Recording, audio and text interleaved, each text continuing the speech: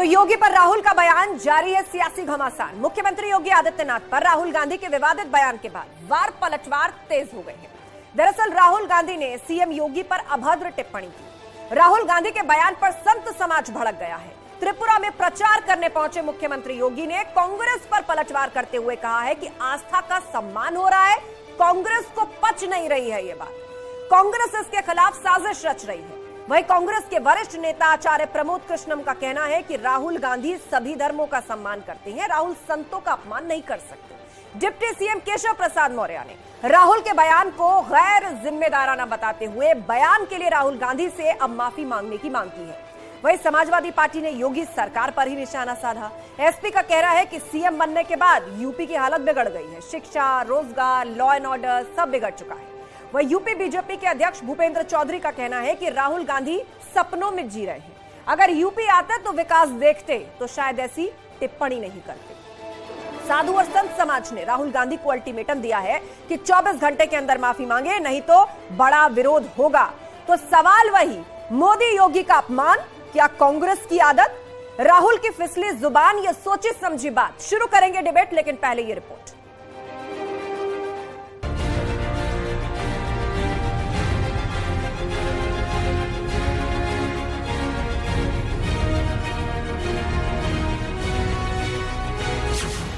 योगी पर राहुल का बयान, जारी घमासान।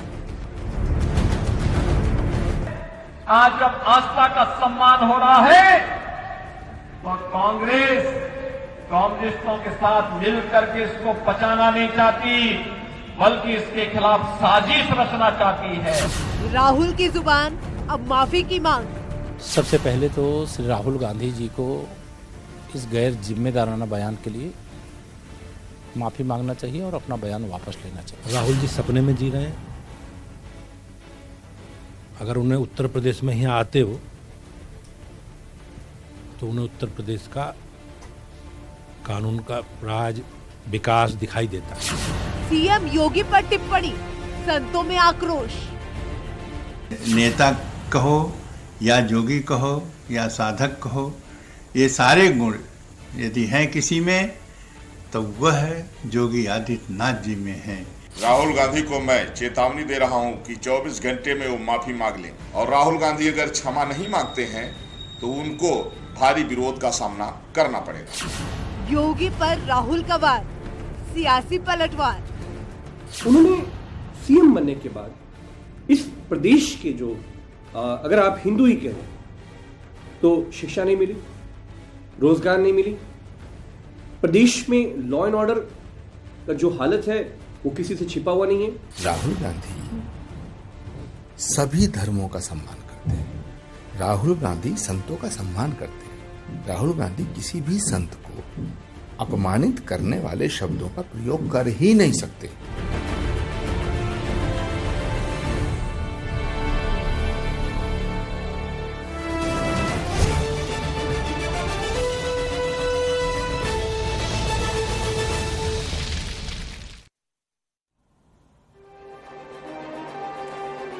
तो महाबहस की हम शुरुआत करेंगे और सवाल यही है कि क्या राहुल गांधी ने जानबूझकर ऐसा कहा या उनकी जबान फिसली। फिलहाल आपको लोकसभा लिए चलते हैं, जहां केंद्रीय मंत्री स्मृति ईरानी राहुल गांधी के ही सीएम योगी पर दिए गए बयान पर कह रही विशेष आभार व्यक्त करती हूं, क्योंकि अपने पराये की सोच से परे हटकर मेरे संसदीय क्षेत्र में महामहिम राष्ट्रपति जी के अभिभाषण को अगर मैं अमेठी की दृष्टि से देखूं तो हमने क्या पाया, क्योंकि 50 वर्ष खोया बहुत मेरे संसदीय क्षेत्र ने। आज इस सदन में एक सज्जन जिनको अमेठी ने मैजिक दिखाया और विधानसभा के चुनाव में 4 विधानसभा क्षेत्रों की सिक्योरिटी डिपॉजिट भी जब्त कराई, ऐसे सज्जन ने हमारे प्रधान सेवक पर कटाक्ष किया। लेकिन मैं अमेठी की ओर से आज इस बात का उल्लेख निश्चित रूप से करना चाहती हूं कि जब रूस के साथ भारत में शस्त्र की दृष्टि से नई तकनीक का संचार हो तो 5,000 करोड़ की लागत की असॉल्ट राइफल की फैक्ट्री अमेठी तब आई जब सांसद भारतीय जनता पार्टी का नहीं था बल्कि कांग्रेस पार्टी का था। राष्ट्र के संरक्षण के लिए अपने पराये का भेद ना कर ये उत्तम उदाहरण मेरे संसदीय क्षेत्र में प्रस्तुत करने के लिए मैं देश के प्रधान सेवक का आभार व्यक्त करती हूं। महामहिम राष्ट्रपति जी ने अपने अभिभाषण में नारी की प्रतिभा, नारी के योगदान और राष्ट्र के भविष्य के निर्माण में नारी की भूमिका को उल्लेखित किया है। आज इस सदन में हमारी एक वरिष्ठ नेता हैं जो निश्चित रूप से महिलाओं की दृष्टि से महामहिम राष्ट्रपति जी के अभिभाषण पर अपने विचार व्यक्त करेंगी, लेकिन एक छोटा सा अपनी ओर से मेरा प्रयास है कि सदन को मैं अवगत कराऊं कि ग्रामीण अंचल में महिलाएं जो सेल्फ हेल्प ग्रुप के माध्यम से अपने परिवार को आर्थिक रूप से सशक्त करते हैं, उनका यूपीए के कार्यकाल में और मोदी सरकार में क्या स्थान रहा। हम सब इस बात को जानते हैं कि एक सदस्य ने यहां चुनाव का उल्लेख। तो अमेठी से सांसद और केंद्रीय मंत्री स्मृति ईरानी इस वक्त संसद में बोल रही हैं। आगे भी उनके पास आपको लिए चलेंगे, लेकिन महाबहस में आज हम बात कर रहे हैं राहुल गांधी की, जिन्होंने मुख्यमंत्री योगी आदित्यनाथ को लेकर अभद्र टिप्पणी की और उसके बाद साधु और संत समाज नाराज है।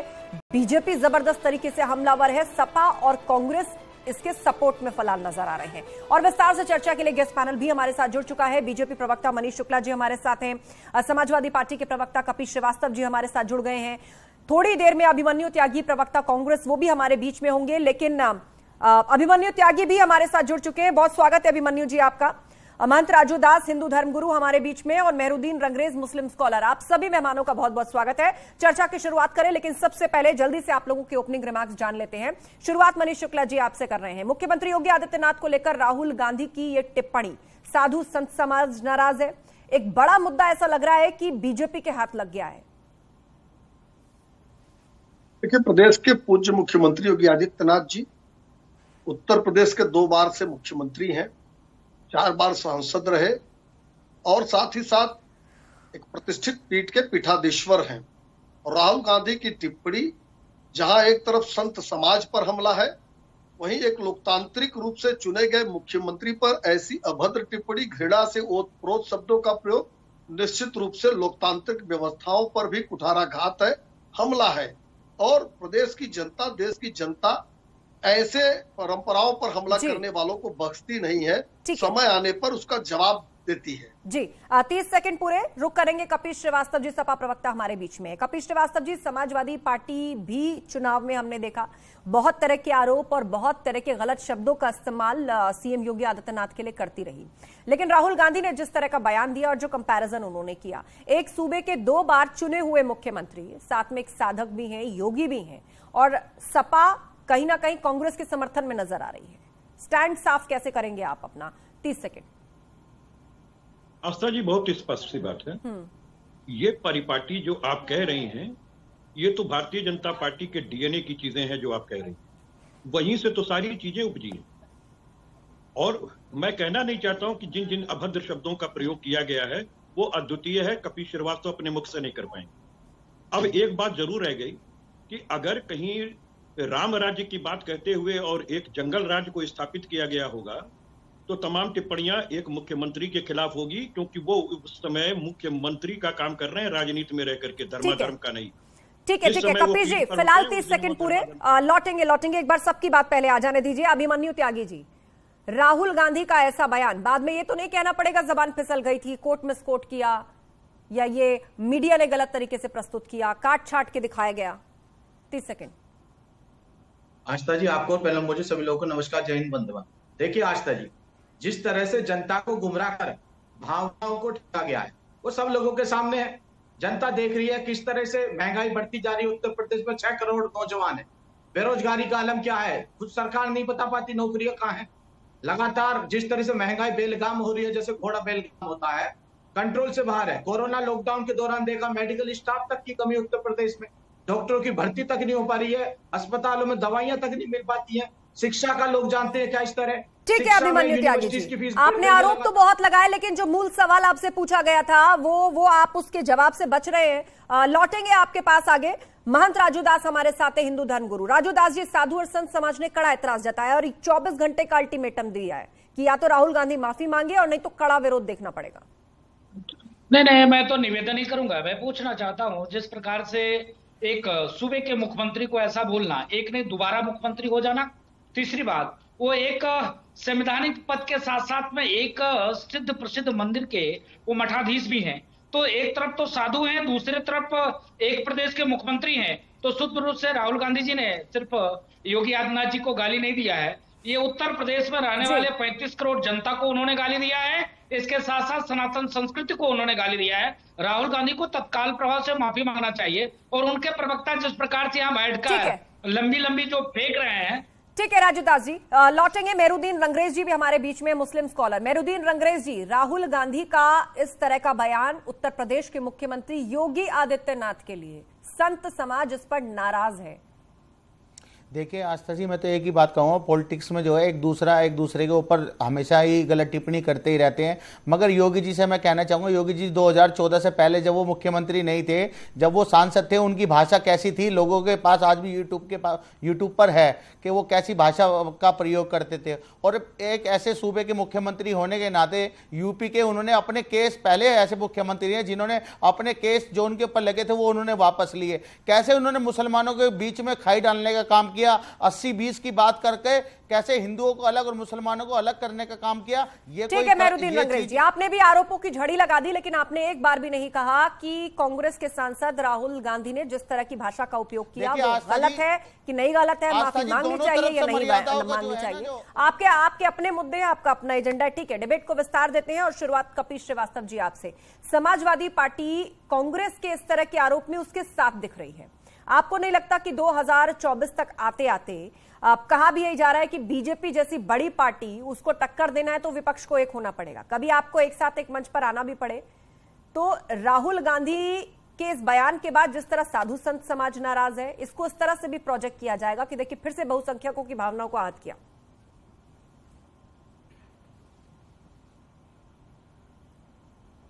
में हम सारे लोग, मैं तो एक बात ये पूछना चाहता हूं कि आपने अपनी पूरी जो आख्या दिखाई है अपनी रिपोर्टिंग में, आपने वो बयान दिखाया कि उन्होंने क्या कहा? मैंने तो आज नहीं देखा है बयान, इसलिए मैं पूछ रहा हूँ। जरा एक बार वो बयान सुबह से चल रहा है चैनल पर, वो बयान सुबह से अपने रिपोर्टिंग में क्यों नहीं दिखाया? आप दिखाइए, हमने नहीं देखा है। मैं देखूं तब तो आपको कहूं, लेकिन मैं जो ना देखते हुए कह सकता हूं वो सिर्फ ये कह सकता हूं कि इसकी शुरुआत दीदी और दीदी वालों ने की है, दीदी और जीजा वालों ने की है, और कांग्रेस की विधवा वालों ने कही है, जर्सी गाय वालों ने की है, और तमाम चीजें। अब कहां तक गिनाए, अपमान हो जाएगा, नहीं कह सकूंगा आगे। मैं तो सिर्फ इतनी बात कह रहा हूं कि जिनके डीएनए में झांकना चाहिए उनको पहले झांकिए। वाद प्रतिवाद हम तो कहते हैं कि अभद्रता का शब्द किसी को ना कहे, कोई ना कहे, ये अच्छी बात नहीं हो सकती। ठीक है, आपने बहुत संगीन आरोप भाजपा पर लगा दिए कपिल जी। मुझे लगता है कि मनीष शुक्ला जी को इस पर जवाब देना चाहिए। मनीष जी, यहाँ तो कुछ पूर्व के बयान उठा करके ये कहा जा रहा है कि शुरुआत तो वहीं से हुई है। देखिए, दरअसल समाजवादी पार्टी, कांग्रेस, इनका सबका डीएनए एक है, और राजनीतिक रूप से जब जवाब नहीं कोई दे पाता है तो इसी तरह की भाषा का प्रयोग करता है। और ये सपा और कांग्रेस ऐसे सभी लोग हैं। अच्छा, कांग्रेस और सपा दोनों में एक जगह पे कहाँ खड़े हैं?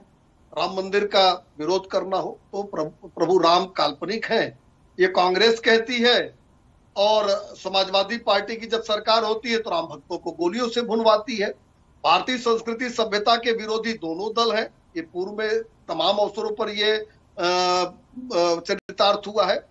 और देखिए, जब कोई भी मुख्यमंत्री विकास की बात करेगा, आतंकवादियों और अपराधियों पर कार्रवाई करेगा, जो भारत की परंपरा, संस्कृति और सभ्यता के अनुसार शासन करेगा, तो निश्चित रूप से सपा, बसपा, राहुल गांधी, अखिलेश यादव को समान रूप से ये बुरा लगता है, क्योंकि ये लोग भारतीय संस्कृति सभ्यता के भी विरोधी हैं, भारत के जो प्रतीक पुरुष हैं उनके भी विरोधी हैं, और अपने अपने समय में भ्रष्टाचार और अपराध का मापदंड स्थापित करने वाले दल है, तो निश्चित रूप से योगी जी इनके लिए घृणा के पात्र है ही।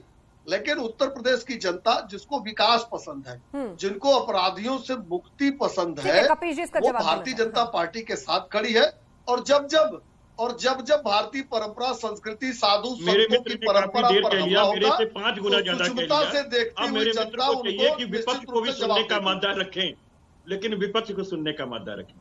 कपिल जी देखिए, ये मैं आऊंगी आपके पास, आप इसका जवाब देना चाहते हैं, लेकिन ये बहस, ये मूल सवाल शुरू कहां से हुआ है? अभिमन्यु त्यागी उस पर कुछ नहीं बोले। मैं चाहूंगी कि वो उस बात का जवाब दे। और अभिमन्यु त्यागी, आप कम से कम अब ये स्पष्ट करें, बहुत सारे मुद्दों की बात आपने ओपनिंग रिमार्क्स में की, लेकिन आप ये बताइए, जैसा संत समाज कह रहा है कि मुख्यमंत्री योगी आदित्यनाथ के साथ एक साधक की छवि भी चलती है, वो योगी है, संत है और एक सूबे के चुने हुए मुख्यमंत्री हैं 2 बार, उनके लिए ऐसी भाषा जायज है क्या?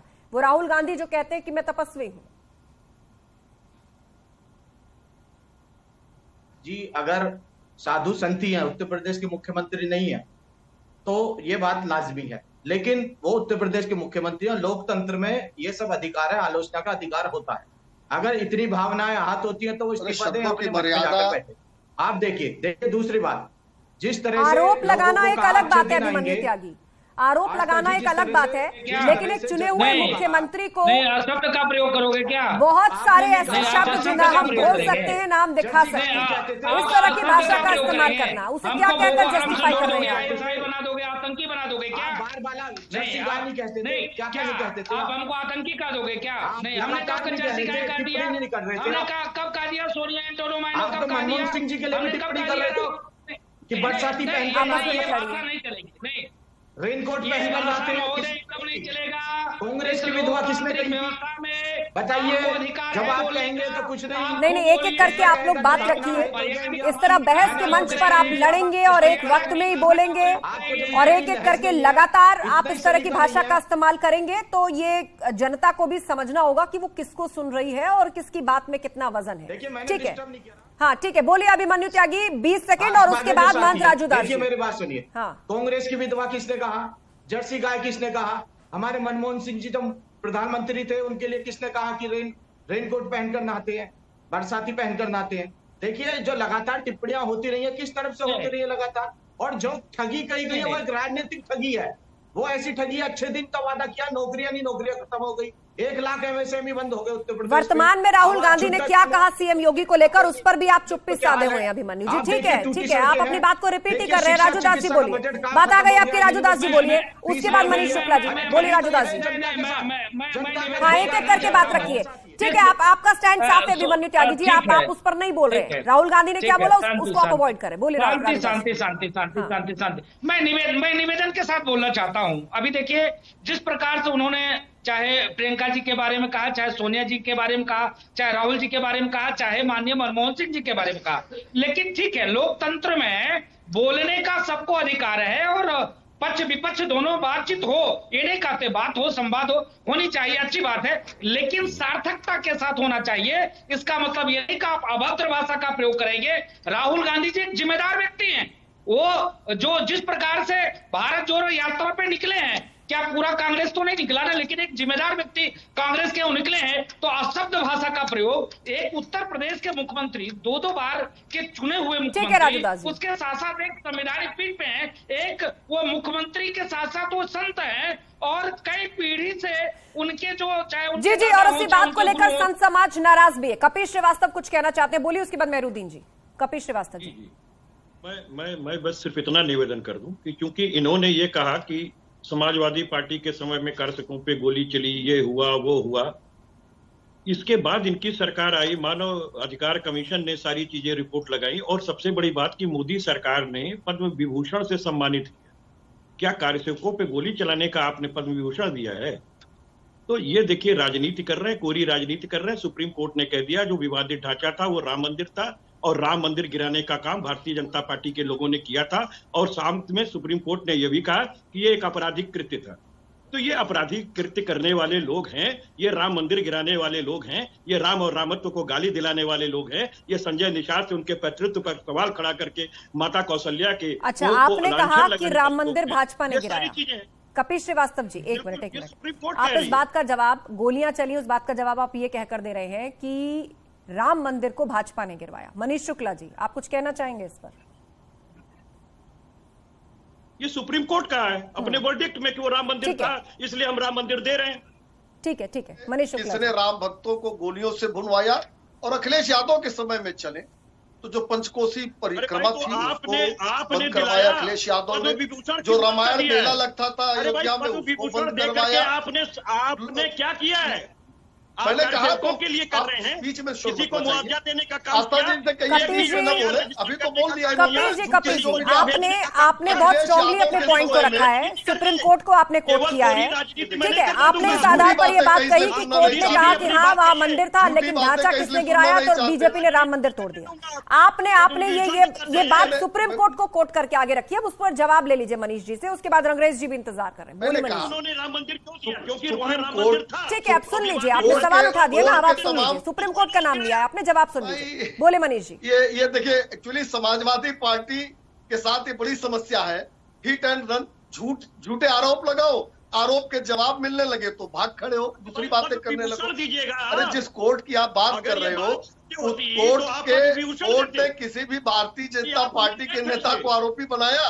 देखो भाई, इस तरह बीच में नहीं बोलते, ये समाजवादी पार्टी का मंच नहीं है। आप उस चरित्र कर रहे हैं, देखिए सपा के चरित्र से थोड़ा ऊपर उठिए। डिबेट का मौसम है, डिबेट हो रही है। कपिल जी शांत हो जाइए, कपिल जी शांत हो जाइए। कपिल जी आप तो मदद कर रहे हैं अभिमन्यु त्यागी जी की, मदद कर रहे हैं आप कांग्रेस की। यहाँ पर उनसे बार बार पूछा जा रहा है, वो एक तो वैसे ही सवाल से बच रहे हैं और ऊपर से आप भी बीच बीच में बोलकर इस तरह कांग्रेस की मदद कर रहे हैं। शांत हो जाइए, शांत हो जाइए।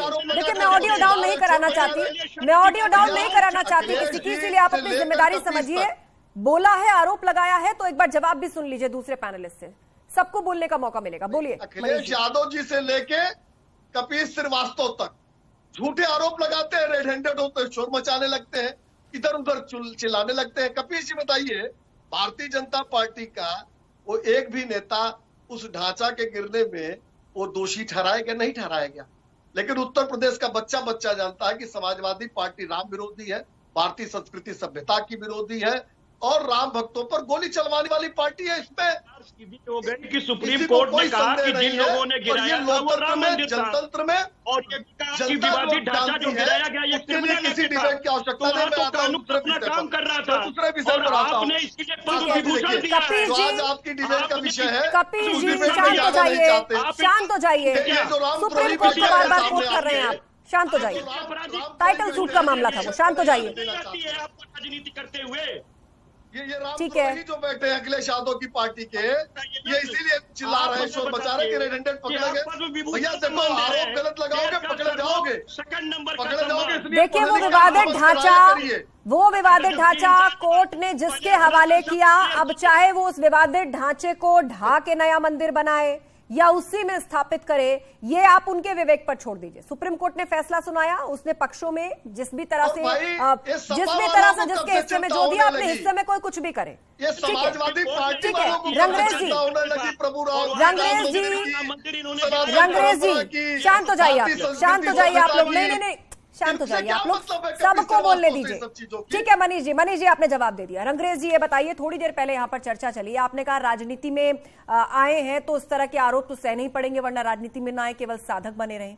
आपको लग रहा है कि मुख्यमंत्री हर स्टेट में मुख्यमंत्री है, अलग अलग पार्टियों का हो सकता है, ये एक स्वस्थ परंपरा है? बड़ी अच्छी बात आपने कह दी कि राजनीति में आए हैं तो जैसी मनमर्जी कीचड़ उछाली एक दूसरे के ऊपर। संवैधानिक पद पर कोई व्यक्ति अगर है तो उसके लिए भाषा की मर्यादा देखिए आस्था जी, जब लोग महंगाई की और बेरोजगारी की बात करते हैं तो ये ट्रिपल तलाक की धारा 370 की और राम मंदिर के पीछे छुपने का काम करते हैं भाजपा। और और दूसरा एक और सवाल मेरा है, उसको पूरा किया और इसीलिए वो बार बार जनता के बीच में जाके सुन तो लीजिए जो ये जो परमहंस है और राजू महानदास है, ये तो ढोंगी बाबा है। ये सारे संत समाज के अध्यक्ष नहीं हो सकते। सारे संत समाज राहुल गांधी के बयान से जो है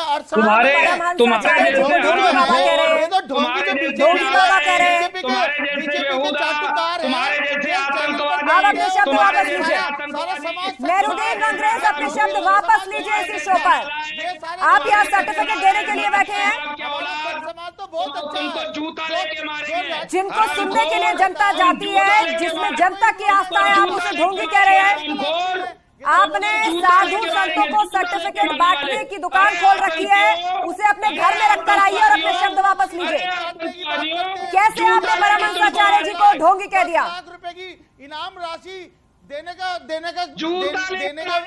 बात करते हैं। तुम आतंकवादी हो, आप जो है तुम शुद्ध आतंकवादी हो, मारने तुम एक आतंकी हो, तुम आतंकी हो, जूता नीचे मारने वाले काम कर रहे हो। तुम्हारे जैसे आतंकवादी बैठकर ही माहौल खराब करते हैं टीवी चैनल पे बैठकर। ये बदतमीजी वाला भाषा, ये अच्छी बात नहीं है। ये बदतमीजी वाला भाषा छोड़िए। मेहरुद्दीन रंगरेज जी, राजू दास जी शांत होइए, शांत हो जाइए राजू दास जी। ठीक है, गुस्सा जायज है आपका, शांत हो जाइए, लेकिन शांत हो जाइए, भाषा की मर्यादा नहीं लांघनी है। शांत हो जाइए राजू दास जी। मेहरुद्दीन रंगरेज, अपने शब्दों को वापस लेते हैं कि नहीं? आपने कैसे किसी को ढोंगी पाखंडी कह दिया? मेरे शो पर आपने कैसे किसी को ढोंगी पाखंडी कह दिया? यही बात राजू दास, यही बात राजू दास आपके किसी धर्म गुरु को कोट करके ढोंगी, पाखंडी, आतंकी, न जाने क्या क्या बोल रहे हैं, तो आप शांति से सुन लेंगे क्या? ये जायज होगा क्या? किसने आपको अधिकार दिया? मेहरुद्दीन रंगरेज, किसने आपको अधिकार दिया एक धर्म गुरु के खिलाफ इस तरह की शब्दावली और टिप्पणियों को करने का? राजू दास जी शांत हो जाइए आप, मेरे सवाल का जवाब देंगे मेहरुद्दीन रंगरेज। चुने अल्फाज होते हैं। ये कैसे ढोंगी बोला? ये इसको कौन अधिकार दिया है? शोर मचाने से आपके कहे गए शब्द दब नहीं जाएंगे। शर्मनाक है इस तरह के बयान, शर्मनाक है इस तरह के बयान। मेहरुद्दीन रंगरेज जी, यही बात अगर राजू दास किसी मौलाना या बड़े मुफ्ती के लिए कह देते तो आप चुपचाप सुन लेते?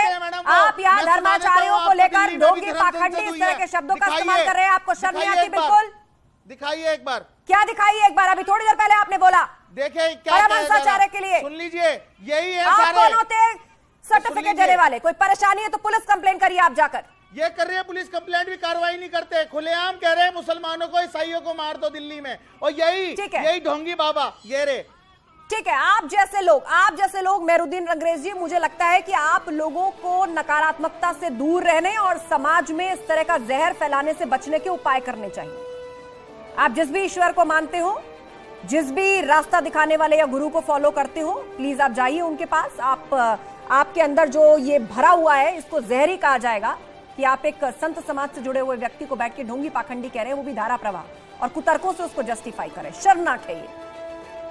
सूबे के मुख्यमंत्री के लिए इस तरह की अभद्र शब्दावली इस्तेमाल करने को लेकर कांग्रेस अभी तक स्टैंड पर कायम है। समाजवादी पार्टी का उसको साथ मिल रहा है। सीधा हमला उत्तर प्रदेश के मुख्यमंत्री पर हो रहा है और साधु संत समाज नाराज है। आप सभी मेहमानों का बहुत बहुत शुक्रिया चर्चा में शामिल होने के लिए। साधु संत समाज ने साफ कहा है, चूंकि मुख्यमंत्री योगी आदित्यनाथ एक साधक रहे हैं, संत परंपरा से आते हैं, चुने हुए 2 बार मुख्यमंत्री, इसलिए राहुल गांधी को उस तरह की अभद्र टिप्पणी नहीं करनी चाहिए। 24 घंटे के अंदर माफी मांगे राहुल गांधी, वरना संत समाज की तरफ से एक बड़ा विरोध उन्हें झेलना पड़ सकता है। तो अब देखना होगा कि राहुल गांधी की इस तरह की टिप्पणी मुख्यमंत्री योगी आदित्यनाथ पर और साधु संत समाज की नाराजगी, क्योंकि वो बीते कई दिनों से लगातार कह रहे हैं कि मैं तपस्वी हूं, ठंड नहीं लगती, इस तरह का इंप्रेशन देते हैं कि शायद वो भी किसी तपस्या या योग को करते हैं, जिसके कारण उन्होंने इस लेवल को अचीव किया है। और एक सॉफ्ट हिंदुत्व की लाइन कांग्रेस पार्टी जो लेकर चलना चाहती है, इस सीधे हमले के बाद और साधु संत समाज की नाराजगी के बाद कांग्रेस को कितना बड़ा नुकसान होता है। महाबहस में इतना ही। खबरों का सिलसिला जारी है, आप जुड़े रहिए हमारे पास।